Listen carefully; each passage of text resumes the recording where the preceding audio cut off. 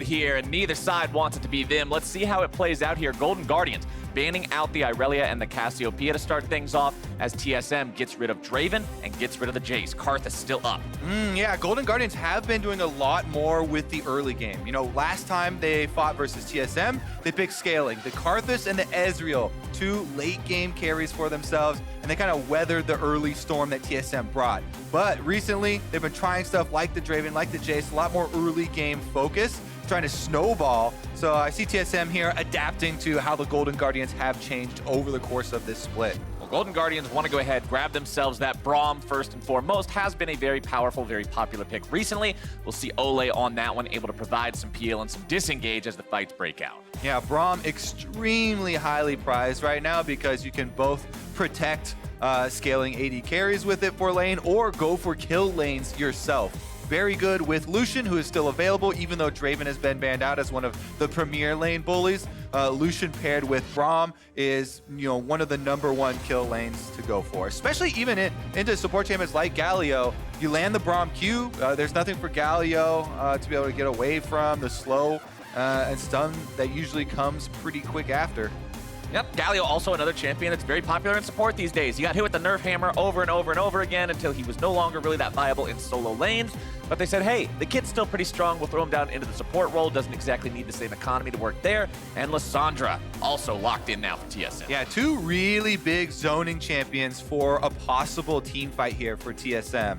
Lissandra, as you know, comes with her own invulnerability, as well as frequently purchasing the stopwatch into Zhonya's, and Galio, of course, is going to lay down the giant AoE from the ultimate. Those things I was going to say are great setups for a Vayne, but Vayne has already been locked in here, Captain Flowers. Yep. We're keeping the theme of the day going. Ever since this champion shows up in the LCK and takes down the undefeated best team, everybody everywhere is wanting to play it. She's over bolt right through their hearts, and this time around, it's going to be Deftly piloting now. So here's how I see Vayne. Most AD carry players that I know want to style on people with Vayne. They're like, yeah, I'm such a good Vayne. You talk to Freak every day, he'll be like, I'm the best Vayne you've ever seen. But Vayne has been not viable for competitive scene for so long. As soon as the viability is proven, and she's super strong once again on this patch, yes, of course, because Rageblade, the buffs to the ultimate as well, and her being very close to permanently invisible late game. Every AD carry is now like, yes, it's my time. I can show you all my Vaynes. So we had Double If, we had Reckless, we had Uzi, we had Viper, like everybody pulling this out. Here's how I see Vayne. Black and white picture with a red slash through it because I ban it every single game. It is so difficult to play against, especially if the player is talented at it. The Aatrox will also be accompanying the Golden Guardians roster this time around, and TSM locks in the Kalista for Zven before the second round of bans can come through. Yeah, I mean, the Vayne popularity rising because the early lane phase is a little bit less punished now, but mostly because once you get your 2-item power spike, as long as you have your Blade of the Ruined King and your Rage Blade, you can stack up your True Silver stacks very quickly. And the ultimate Q buffs to allow tumbles that much more frequently, allow you to navigate team fights. Now, she does have a weakness though, and it always comes back to the short range for later on in the game. We saw previously, you can pick Jinx and stuff like that into it, super long range, go with the rockets and crit builds. But here, TSM have chosen for another early game oriented possibility with Kalista. Can stack up spears very quickly. One of the trends with Kalista right now, by the way, is Hail of Blades Kalista that I love for super early on. You can get 3 autos off very quickly, chase them down. With the increased attack speed, Kalista hops faster. All right, as we're catching up with the draft here, TSM decided to go for some early jungling with Rek'Sai, but over on the side of Golden Guardians, the second Swain game we've seen so far this split. 73 games played so far, only 1 Swain among them. Now we're going to see that number doubled as they'll also pick up the Poppy there for the top lane. And what you want when you have a Vayne on your team is a lot of crowd control to be able to set up the battlefield for windows for Vayne to work with. We talked about the short range. She's going to want to be able to use the tumble to reset multiple opportunities to go aggressive on people. And for that, you need hard CC. So Braum, Swain, Poppy, Aatrox, all bringing possible moves that they can use to set up a Vayne for DPS. And we know that Vayne is one of those champions that can provide the DPS of an entire 5-man squad all on her own. Percent HP-based true damage, especially combined with the Phantom hit on Rageblade, means you can shred through anyone, but one of the answers TSM is also deciding to pick for that. They put Broken Blade on the Vladimir, adept at diving into 80 carries and absolutely eviscerating them if not properly protected. And good AoE as well, because even if the Vayne tumbles away invisible, you can still hit her with AoE ability. So that is one of the big strategies as well, going after a Vayne. Galio and Vladimir both have very good tools for later on and trying to finish that champion out. I would also like to note that the Aatrox and Poppy were not swapped at the last second. This is going to be Contractz taking the jungle Poppy and the top lane Aatrox for Hauntzer. That is something a little bit less expected because Aatrox has a much higher tempo jungle. Poppy does jungle, it's just that the ganks are less surprising. And you pull out she just struts in there. Yeah, you're gonna pull out a lot of less surprise kills or fancy gank pathways. That being said, the Aatrox will be able to get a higher economy by being a solo laner, so you'll have more threat with the Aatrox in the team fights, and Poppy can still just be a pure meatball with a Cinderhulk build. And one of the biggest things to me now, especially since the jungle experience was nerfed in the jungle camps, is that Aatrox needs a lot more levels to be able to lower the cooldown on your dash. Yeah. Now that the multiple charges have been removed, it does scale very well with levels.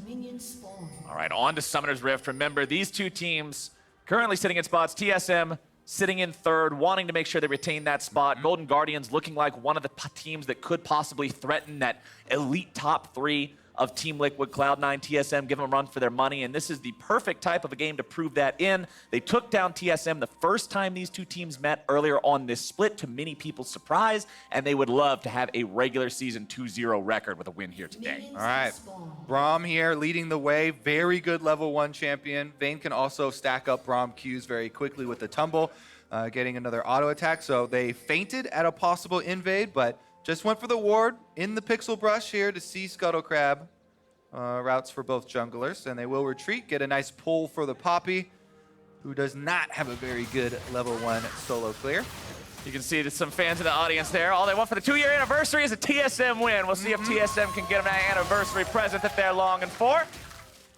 As we start the game off here, everybody starting off with those buffs. And now that Kobe and I have taken to the casting desk, if you're wondering, where can I get more of these two guys in my life? Well, make sure that you tune in to the LOL eSports channel. There's this or that uploaded on that channel every Thursday, where we talk about all sorts of fun stuff in the league, often including the teams themselves, like TSM and Golden Guardians that we're seeing going head-to-head right now. Yeah, and we usually have a special playoff episode as well. Here we go, the little trade going on the bottom side. Zven, you can see they have to respect the possibility of stacking up these spears. Contractz, though, since he's been seen on that ward, they have to be a little bit safer. Akaadian makes his way into mid lane, not really going to find the opportunity to do the level 2 gank there onto Froggen, who is already being pushed in a little bit by Bjergsen. Contractz makes his way towards bottom, but walking over the ward means he'll just be pathing back towards the Yeah, they saw him on the Scuttle Crab Orb, and Akaadian tried to come down to contest it, but does not arrive in time. So Poppy's very happy to be able to get that Scuttle Crab in time and just finish out this red side clear. Poppy not super strong early on, unless Rek'Sai has poor positioning and puts herself right next to a wall. That's really the only way you allow yourself to get charged early. Yes, you can do a flash charge as Poppy, but that is about it. She does clear very healthily, though. You can see Contractz starting with Talisman. Anytime you want to do red side clears for the AoE camps, that is your starting item of choice. And the hammer actually does quite a bit of AoE. Bjergsen here. Let's lose out on that trade, and the old grasp Swain. Froggen's beating him down. On the bottom side, it's Zven and Smoothie getting the edge over that Vayne nice and early here. As Akaadian once again makes a visit towards the mid lane, forcing out the flash from Froggen.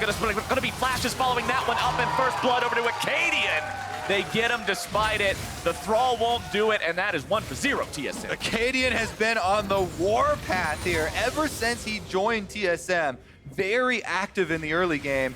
And with a couple passes through the mid lane here, this one finally finding Froggen in a vulnerable position further out in the lane, does trade flashes and is able to secure that kill for themselves. First blood goes a long way here for TSM. And I was, at the beginning of this split, very excited to see what Akaadian looked like on TSM. Let's take another look here at the gank that he pulls off. Early flash, but... Yeah, smurfing on the peasants. Here we go, flashes in. He's able to get the true damage off. Bjergsen on Lissandra is the perfect champion at following up. He flashed as well. Olleh! Olleh gets taken down. Smoothie gets him at the last tick to ignite and burns him away. Makes it a 2-0 game here for TSM. Uh-oh, this is getting dangerous for the Golden Guardians because Zven has gone to the lethal tempo Kalista. This was the older, more traditional Kalista. Much better for later on in the game. Scales better than Hail of Blades. But Hail of Blades does have higher impact early on in the lane phase for a lot of those trades when you're looking for the kills. But they got the kill without that extra early on power, and it is looking very good with an extra plate about to go their way. One more minion. Doesn't quite touch it. Unlucky. TSM are looking good, though. Early on, being able to find yourself that 2v2 kill on the bottom side, not even needing the jungler's help, always very promising here, especially when you're up against one of those AD carries like the Vayne that doesn't necessarily have a lot of utility. It just does damage, right? You're not talking about an Ashe or a Jhin or something that can provide some long-range CC or some sort of covering fire. You're talking about somebody who has to get scrappy, and if she's too far behind and can't do that, you're looking at a great mid-game. Exactly. You need your Vayne to get to the 2-item power spikes that she's looking for. At least the Blade of the Rune King, and then once you get Rage Blade, that's where it all starts to come together. Before that is the opponent's AD carry's time to shine, and Zven is all over it. Infernal Drake is the first Drake as well. That will be quite big at snowballing here with the early lead. Very tasty. TSM looking for this one. We'll see if Golden Guardians decide they want to contest it. Their jungler is on the opposite end of the map, so they just want to see if maybe there's anything they can do, but they'll go ahead and yield that one away. TSM does have 4 bodies down here, which means Golden Guardians just have no sort of reply, and Akaadian will grab that one up here. Last couple of hits onto it. Not really in danger of having that one stolen away. Smite not quite ready, so just beats it down with the abilities, and that is first Drake TSM, just 6 minutes in. Again, Poppy, a lot less agency in the early game because her ganks are less creative, but Contractz is going to make an attempt at Bjergsen here, and that's kind of what it looks like. Yep. You walk straight at him. Sometimes you throw on the Steadfast Presence that gives you some extra move speed for walking, but not nearly going to have the same opportunities as a champion like Rek'Sai that has the tunnel, flash knockups, and these big plays to set up their laners. And remember, Lissandra's claw teleport is a blink. It is not a dash, even though the claw has to move itself. Lissandra's distance changing is a dash, so it's not going to be stopped. It's a blink, excuse me. It will not be stopped by the Steadfast Presence, so Poppy doesn't really have anything to stop that as some other champions might, which means Bjergsen just gets to sort of do whatever he wants here. He's really not afraid of that one. Broken Blade going into the pool to evade the Infernal Chains there. Hauntzer doing a good job building himself a small lane advantage here in the top side. Will be equalized a little bit as Broken Blade waits for those minions to be pushed up.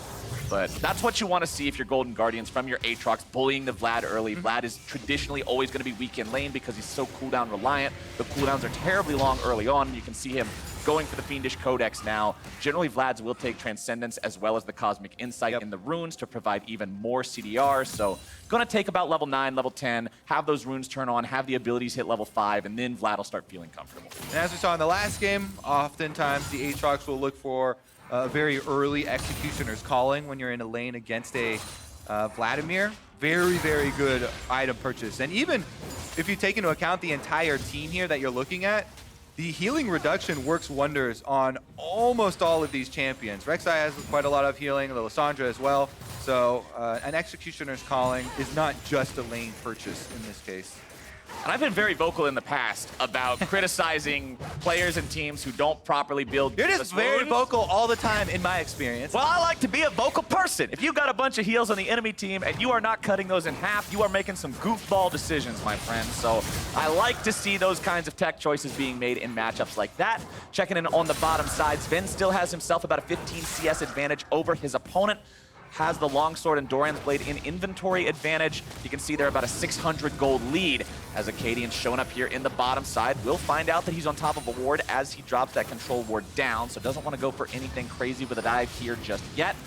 Olleh doesn't have level 6 on the Braum, but it's still very hard to make this dive work without casualties. Yeah, it's very hard for a Vayne to trade with a Kalista. A big reason why TSM winning this lane so hard is because Vayne, you want to go, normally your trading pattern is your auto with your tumble forward Q reset. Here we go, though. We might have a dive. We'll go into trades later. But it's Contractz coming in here to try to stop this one. They're going after Olleh first, going to be taking him very low. Contractz making his way into the fight, but Olleh's already going to be taken down. It's 2-0 TSM looking to make it even more. Double kill over to Zven. Deftly gets away, but Golden Guardians already lose too. TSM looking to finish up the first tower of the game as well. Bottom lane domination here from Zven and Smoothie. This is exactly what TSM fans want to see. Taking down that first turret completely. That's 5 plates. That's turret money. That is everything, the whole shebang, in under 10 minutes bottom side. You dare blind pick the Vayne versus TSM bottom lane? Well, they're going to get punished for it here is another look. Bringing down the extra member. Akaadian comes in. Smoothie with a very nice flash there. No reaction time. Olleh is going to go down. And since Bjergsen got the first roam off as well with the Lissandra, they can just power it through. They get the second kill on the Contractz. They force Deftly out. They get the flash out of the Vayne as well. And it is just another look at this very active early game that we have seen from TSM throughout this split. They talked about wanting to be the proactive team. You know, for years, really. This is what people wanted for years. This is what the fan base always wanted. Oh, TSM's too slow. Exactly. And this is the year that they have gotten it. Funnily enough, this year, for a lot of the split, though, TSM have actually had fairly long average game times. Some of the longest, because later on in the game, there have been quite a few hiccups as far as ending it out. But this early game, definitely all going their way, all action-packed. And I think that this sort of a lead with the Infernal Drig as extra insurance looks like they shouldn't have too much of a problem moving the game state forward. You can swap your bottom lane out from the bottom side. After you get the dragon, of course. Second one is going to come up, and that's an Infernal. So you want to stack that? Yeah, buddy. 2 Infernals over onto a team that has the Lissandra, Kalista, and the Vladimir will be just fine. Swapping those lanes out also gets Broken Blade away from this losing 1v1 that he's still down 20 CS in. Although he's now level 9, that means he has the max level transfusion. He's got the CDR Garage sale with the Kindle Gem and the Fiendish Codex. He's doing just fine. He'll be able to catch up as these lane swaps happen, and you can see Golden Guardians is not really contesting the Drake either. Kalista using her unique power of also being a jungler because she has so many spears, it's like a smite. And here we go. Yeah, you do have to be slightly more careful now as Kalista because the rend damage on Epic Monsters was taken down, but still very, very easy for Zven to secure that Infernal Drake for TSM. And on top of the giant gold lead, like I said, it should be fairly easy for them to continue pushing the tempo of this game.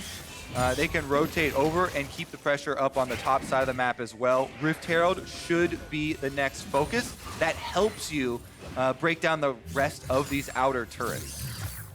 You can see Golden Guardian's not really in a spot to try to stop any of that momentum right now. Yeah, you've got a Black Cleaver on your Aatrox, but everyone else is still struggling here a little bit. Froggen has the Rod of Ages, but really wants to get the stacks on that for it to become a super worthwhile investment. You can see Contractz still only having the Bombi Cinder Hulk itself not fully completed, and Bilgewater Cutlass only an inventory for Deftly. So these guys would like some time to scale up a little bit more, but against something like a Vladimir top, you have to wonder how much time can you take trying to scale when you're already 3,000 gold behind here in this game as Zven makes his way into the top side, tags out Broken Blade. Thanks for holding it down, buddy. We'll take it from here. Exactly. They want to rotate their powerful lane here up to the top side, keep that pressure going like we're talking about. And as you can see on the mini-map here, they've rotated everybody else down to the Rift Herald. They're fully protecting it. Mid lane's even coming over as well. And this is going to be an easy objective picked up, as well as forcing Golden Guardians off of the top tower. So you knock down the top tower with your bare hands, and then you pop the Rift Herald in mid lane. All of a sudden, you've completely opened up the map with all the outers really, really heavily weakened. And this isn't just Rift Herald. It's Rift Herald with still 60 seconds left to use it, getting turret plates for it.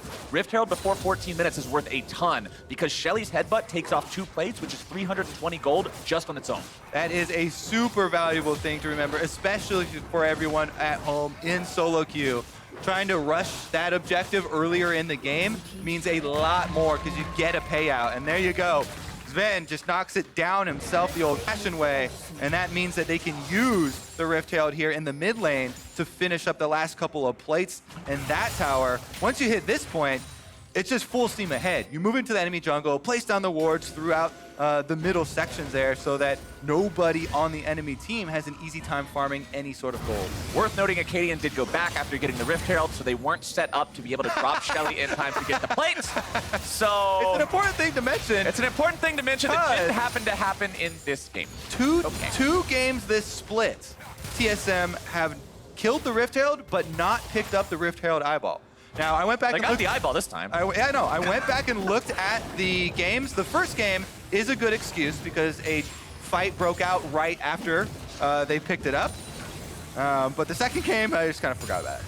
2-12 turret plates. That is a 1,600 gold advantage just in turret plates. That is 5 extra champion kills. If turret plates didn't exist, just look at the scoreboard and pretend it's 0-9, and the gold would be about the same. You know my favorite thing about turret plates is, Captain Flowers? What? They don't count towards your bounties.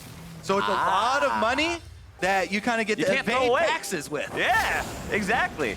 Speaking of which, it's tax time. Do your taxes. Don't evade those. Yeah, that's definitely... We're inspiring people to be good citizens here on the LCS. As Shelly is summoned up here in the mid lane. Mid lane turret with about 60% HP left means the headbutt won't kill it alone, but it'll take it down to the point where they can finish it off swiftly. A couple auto attacks from Zven will do the trick, and TSM have fully disassembled the outer line of Golden Guardians turrets in 15 minutes. All right, so like we talked about, we got to keep our eyes on this checklist. And this is going to keep TSM honest because they are on a timeline here where they have a lot of control, and people are looking for this team to be the one that challenges Team Liquid and Cloud9. How you do that, you display here against Golden Guardians, one of the rising teams in the league, that you can finish out on one of these strong early games. They have everything going for them right now, and they need to move up this ward line, which, as you can see on the minimap, once again, they have actually done a very good job getting all of these wards in the jungle here very deep. And that kind of cuts off the possible sources of income for the Golden Guardians on that side of the map, both the top and the mid lane, plus as well these jungle camps themselves. That map for the Golden Guardians is as dark as it was when they spawned in at 0, 0, 0 on the clock. Not what you want to see in the top side of the jungle. Well, there's another light on Summoner's Rift, and that is an Infernal Drake about to spawn here, Captain Flowers. That yellow marker around the Dragon Pit means 20 seconds from when the time it first appears. And TSM moving over here. Looks like Golden Guardians might contest. Golden Guardians moving in, looking to start the fight off here onto Smoothie. Going to be saved now by the power of the Kalista ultimate. Olleh taken very low. Contractz going back over the wall. Froggen coming in from the flank. But considering Golden Guardians has already lost their support, I don't think this is a fight going to go too well for them. They're still looking to push it further. Smoothie going to be taken very low. Akaadian also down to 25%. Froggen will zone them all away. Akaadian having to go into the stopwatch now as Hauntzer will lose the World Ender. Can't go into the res just yet. Broken Blade chasing everyone out with the Hemo Plague. Bjergsen comes over the wall. He's got the CC. He's got the damage. And Zven's on a rampage. What a re-engage there. And now Contractz is going to get chased down. Zven's on his tail. Oh, no. Cue the sad music. The Poppy's got nowhere to run. Akaadian cashes in with the Prey Seeker, and TSM will win the fight. Oh, the Golden Guardians baited themselves in there, going in on the support champion. But this is a Kalista. The Galio is linked to Kalista, calls him back in, saves Smoothie. Now they're going to pick up another one. Olleh, where are you going? Olleh, you got to get out of there, buddy. Flashes over the wall to stay safe, but that's another free summoner spell expended for nothing there. Man, this game has got to be ended out quickly. 3 Infernal Drakes stacked up on top of the giant early lead here with TSM's focus. Let's take another look here at how it started out, though. As we said, Smoothie here, they actually used the Braum ultimate this way towards the wall, and they just pull Smoothie right back out of that one. Zven stacks up very quickly. They get the counter kill. It almost got saved, though. Froggen has this amazing flank on Swain.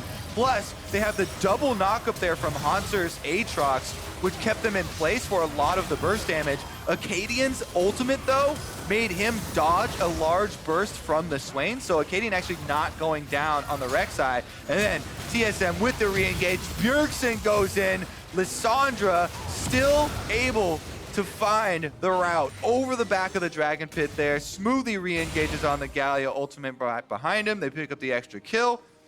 And as you know, 3 Infernal Drakes plus a giant gold lead usually signifies the enemy members are going to be dying very quickly. And because of that, I don't blame Golden Guardians for trying to start the fight off there. Against any other AD carry, you kill Smoothie at the start and the fight could look very different. But considering it is Kalista and she can keep him alive, things turn out tragically for them. And now you are staring down the barrel of not only 3 Infernal Drakes, not only a killless game for yourselves, but you're down 7,000 gold to top it off. Not even Baron on the table yet. Still 45 seconds to go before he spawns. And the enemy AD carries 4-0-1, jungler 2-0-4. Hauntzer now in some trouble. This is the guy who has been seemingly trying to keep things together for the Golden Guardians. Won his lane as expected, but now the collapse comes in. It's 4 versus 1. I wouldn't take those odds no matter how far ahead you are. And Bjergsen claims the kill. And very important is the timing of that full commitment from TSM to the bottom side. Later in the game, that might be ill-advised if Baron was up. But this is pre-20 minutes still in this game. So you can throw 4 members down to the bottom side as TSM, and you don't have to worry about giving anything up else in trade to the Golden Guardians, because after that, you just push the lanes right back out, and there's nothing really of value traded over. Extra tower damage being laid away down here on the bottom side, and it's still straight towards the base here for TSM. And that Vayne is still firmly offline. Blade of the Ruined King and Zerker's Greaves, the only items completed. He's down 3,500 gold compared to his counterpart, who has his item plus another item and a half in the Hurricane, plus the Executioner's Calling. Very, very dire straits here for the side of the Golden Guardians. Froggen's Rod of Age is almost completely stacked, but he now also no longer has that stasis available until he fully completes the Hourglass because he used the stopwatch in the last team fight. And honestly, if you try to go in against a team that's 7,000 gold ahead and put yourself in the middle of 5 people without a stasis, you are a big dead bird. Yeah, I mean, right now Golden Guardians have to go into defensive mode. That means just trying to keep some vision wards on Baron, but not overextending past your secondary turrets, farming safely, and just trying to wait out the next 5 or so minutes without giving up too much to TSM. That is a lot easier said than done, though. Oh, yeah. Anybody can say it, but it's a lot harder to play it, and Golden Guardians, unfortunately, are the ones who are tasked with that here now. We take a look at TSM. They're continuing to push forward, continuing to occupy Golden Guardians territory here in that top part of the jungle.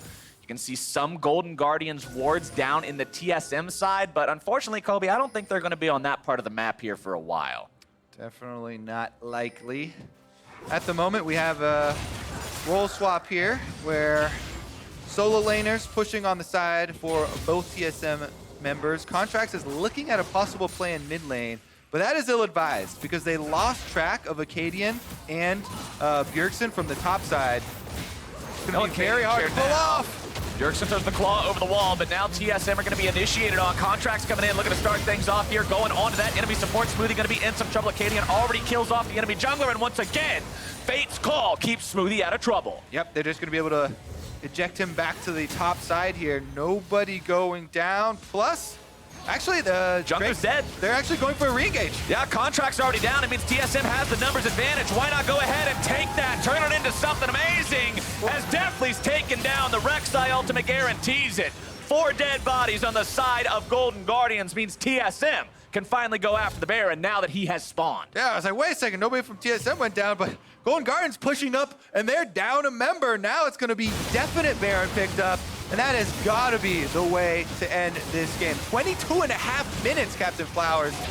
This is going to be another time trial. Normally, I say a team finally gets Baron because they've just never been able to control the pit, or they just haven't had a good enough spot to take it from, but TSM can finally get it because it decided to show up. Here's the finally. Golden Guardians finally get a tower. Hauntzer trades it for the bottom side gold, and that is going to be one step for them. But let's take another look at this flank. Contractz goes in. He flashes for Zven. Zven is the target. Of course, they're trying to take down this Kalista, but you see how much burst damage Akaadian is able to put out. They get the knock-up on him, and everybody just focuses him down. Even a tanky champion like Poppy immediately annihilated. Then the rest of the Golden Guardians are pushing up that mid lane for some reason, thinking that maybe TSM had already fully retreated to one of the objectives. They just get circled back around on and picked up the extra few kills. All right, Kobe, it's challenge time. Last week, you issued me a challenge and told me to predict how quickly FlyQuest would beat Echo Fox after they were in a very similar position to this game right here. And I was about 10 seconds off with my prediction. So let's see if you can get closer. You set a very high bar for finishing it out. So what time does this game end at? I'm gonna give it another minute and a half. That would be 3 minion waves. Okay, so 25-15 is what you're predicting. Just 3 more minion. Actually, it's a little overzealous, but I'm gonna stick with it. All right, 25-15 is Kobe's guess for the end of this game. You gotta beat within 10 seconds. Let's see if he can make it happen here, as Golden Guardians will try their best to stop that reality from coming true, trying to hold the line for now. They still have all 3 inhibitor turrets intact. Yeah. So the base not broken yet. They haven't lost complete control over the minion spawns, but TSM will change that rather quickly. This time for the ending hinges completely on, do they go for the last team fight? If Golden Guardians actually stand and try to fight them at one of these objectives, and TSM actually get the kills, then they can end it. If they don't, then TSM might go for the reset after taking multiple inhibitors here. Right. And we'll get a delay. Because you'll have 4 or 5 turrets worth of golden inventory at that point. All right, bottom inhibitor's down. Are they going to just get another one? Yeah. 1 inhibitor away. There's no fight. You still got 25 seconds, Kobe. It can still happen. There's no way. This is North America. There could always be a fight. I concede. You're just better at this than me. TSM are definitely looking like the better team here on the Rift today. Still no kills on the side of Golden Guardians. Yes, they got the 1 turret, but otherwise it's been all the Drakes TSM. Rift Herald and Baron over to TSM. Everything's showing up their way. Here's a more difficult game. We got to look at how Golden Guardians can try and get back in this one. And here's what we're going to highlight. Bing, bing, bing, bing. All of these bounties are a possibility, but in order to get those bounties, you have to get those kills in the first place. And if you give up all of your towers and all of your inhibitors before going for the fight, for the kills, then it's not going to happen. Contractz tried to start things up by knocking Akaadian out of the picture, but TSM can win it 4v5 when they're this far ahead. And that's exactly what they're going to do now. They're going in. They've got the whole team ready to go. It's Froggen into the stasis. Will not matter. There comes the spears. Akaadian's unstoppable. Also grabbing a kill down onto Olleh.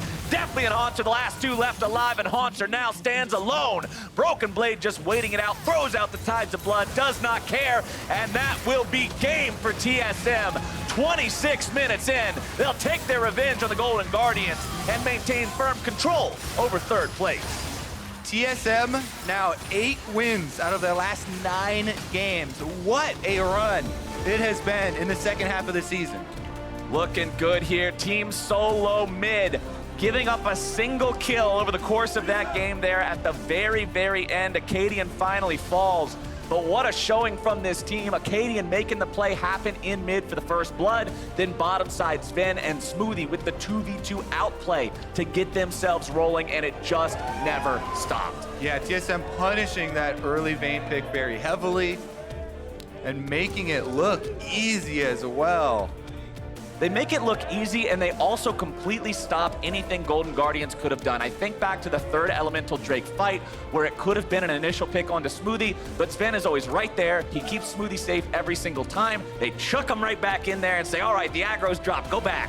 And they just continue the fight. Really well played from everybody on TSM, and if you've got to pick a time to really be looking in form, I'd say it's right now. Definitely true. I mean, Kalista, one of the premier early game marksmen, has been for multiple patches at different stages in competitive history. Rek'Sai is back. It just seems like they utilize these early tools super well to get the lead. Then getting 3 Infernals, some roams from their man in the mid lane, all came together. Sometimes getting the Dragon RNG on your side can be a real bonus, and this time around it gave TSM all the firepower they needed. But now, Riv is standing by for a winner's interview with the TSM top laner. Thank you very much, gentlemen. Great cast on the day. I am joined by TSM's Broken Blade after a victory over Golden Guardians. Locking in playoffs has to feel well. Broken Blade, TSM seems to be firing on all cylinders. What is working so well for the team right now? I think we had issues. For example, the 2v2s on the top lane, it was a really big issue on the team. And then I think we're working on our mistakes. And for example, in the early weeks, our mid game was really, really bad, and we just kept on working on our issues, and I think going to playoffs, we are looking really strong. And being one of the newest members to the LCS, you come from the TCL, and you join an organization like TSM. What has that atmosphere been for you, and how has it been to grow with the team? The atmosphere is obviously really, really professional. I really respect TSM as an organization. But the atmosphere inside of the team feels the same. We're really, really close with each other. Like, everyone is really honest, and we can learn a lot from each other as well. So it feels really good. All right, and in joining that organization, you also take on the lead, that win streak you guys have over CLG. Do you feel any pressure to continue the 1,063 game win streak over Counterlogic Gaming tomorrow? Personally, I don't feel pressure because I didn't put this win streak, right? But I think CLG is not looking that great right now, and we are doing pretty well. So no pressure from my side, at least. Broken Blade, it's been awesome to watch you play this year, and best of luck in the rest of the season. We're going to throw it to the analyst desk, the State Farm analyst desk, to break down the rest of that game. Thank you very much, Riv. As it was mentioned earlier, TSM have indeed locked playoffs here, the third team to do so. No one's really surprised. The thing that was surprising maybe to me was how soundly they demolished Golden Guardians. I'm happy it was a quick game. Yeah, I mean, hey, well done by them, but it felt like we were coming in. It's like maybe Golden Guardians is the number 4 team in the league. Not anymore right now. There's a big 3-way tie for 5th right here with Clutch and Echo Fox only a single game behind. 100 Thieves yet to play. They could be only a single game behind as well. A pretty big shakeup so far with the results so far. Yeah, the other thing worth noting, Team Liquid clinching a bye with C9's loss. Well, clinching first, excuse me, with the C9's loss. So yeah. Either way, big shakeup kind of happening in the league right now, and potentially opening the gate for teams like Echo Fox. Only half of the playoff picture has been decided, so it's still definitely quite a bit. I'm mostly surprised, honestly, by this game with how Golden Guardians decided to deviate so much from what had worked previously for them and just try so many new things as opposed to, hey, these kind of worked a little bit, we just need to work on execution. No, let's just try new picks. Let's just go with the Vayne. Let's just go with the Poppy, with the Swain. Let's give this all a shot all at once as opposed to one at a time like we saw Cloud9. Okay, let's just try maybe the Vayne, test this one out. Or we saw even TL. Let's just add the Vayne just one piece at a time. It's weird because on paper, there's some things I really like about their draft into the side of TSM where, yeah, they have like a really good dive comp, but it's only the Vayne that they can really dive onto easily. You have the Resurrection ult from Aatrox. Swain is just not a good target. Poppy stops dives well. Poppy stops dives. She's going to get tanky, and then Braum's also pretty tanky. And so, like, your idea is like, all right, let's stabilize the early game and go mid to late with what should be a better, like, team fight comp. But that's not what Golden Guardians is necessarily good at, and especially not about stabilizing around bot lane. It's such a volatile matchup. Well, you mentioned bot lane and how volatile the matchup is. We've seen time and again Golden Guardians overstepping in the bot lane, especially Olleh. Here's the first kill. Doesn't even need a flash. Just walks into taunt range, essentially. And, hey, cool, now you're dead. You don't need to do this. Your Vayne is last sitting just fine, right? You're getting your CS. You walk with the Q of Kalista. Why? Right. I think he just wasn't expecting that damage, honestly. And he definitely should since, you know, he's a pro player. But mistakes happen. And then they kept happening, unfortunately. I personally have played the Rek'Sai into Poppy and the Poppy into Rek'Sai. That is not a good matchup for your Poppy, especially when you're dealing with 2 mages in the side lanes. Like, the matchup is good because you can counter a lot of the Rek'Sai ganks with your W. It's nice. If you manage to find the Rek'Sai, you can do something about it. But when it comes to affecting the lanes themselves, you don't have any setup to actually do anything. Against the Vlad, it's way too difficult with Aatrox as your setup. Same thing in mid lane with Swain against Lissandra. So you're stuck going bottom lane, which makes you telegraphed. And on top of that, you farm slower than the Rek'Sai. So she's got more options, farms faster, and is more mobile than you. It's just, it's not good. I don't want to see more Poppy jungle. Yeah, some of it seemed like they needed to pick themselves a top laner blind. Vlad came in, they're like, it's okay, we'll flex it, and they all fell apart, of course, here. So let's actually spend some time talking about Vayne. Yeah, what the hell? So yeah, this year's LCS stats, by the way, it was undefeated coming into the weekend. It went, Bang won a 52-minute game back against Clutch Gaming a while ago earlier in the split. But yeah, losing a lot of her lanes, her stats are fairly negative for the early game. It's just, it's 100% presence out of nowhere. Like, she wasn't changed this patch. The marksman changes were a while ago. Lucian is dropping in priority for some reason. Now people are just blinding Vayne in the first rotation. You know, what happened? I think when they saw that Korea played Vayne, everyone's like, I want to play Vayne. Because when I play AD carry, I always want to pick Vayne because she's super fun to play, you know? That's why Vayne spotting is a thing. No. And it's currently happening right now in the LCS a little bit. Even with Double Lift, I don't know if he would have won that game if his team wasn't like hard smurfing on the rest of the map. So there's a lot of Vayne spotting. I think at the very least, with more Vaynes out, we can get a Vayne spot tracker.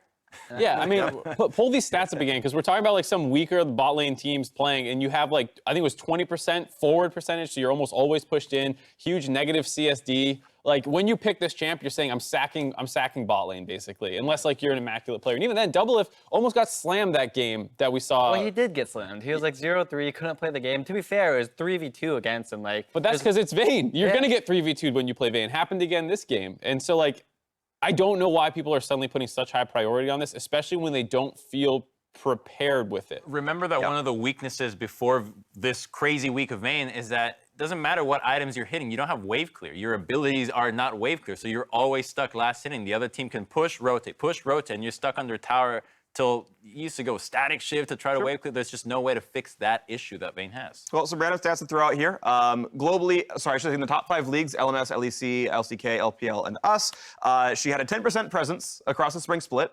This patch is up to 30%, not counting today's LCS game. So that's tripled this patch so far. Griffin versus Gen.G being a good reason for that. And not counting LCS, she's 5-2 across those leagues on this patch. So like, parts are working clearly. Some teams are getting wins. Sample's too low to say she's definitively great, but to your point about people not being prepared, I agree. She is eye test, looked bad so far in the LCS. And I mean, here's what you know though, is NALCS is home of the greatest Vaynes in the world, so that's why she has the highest presence here.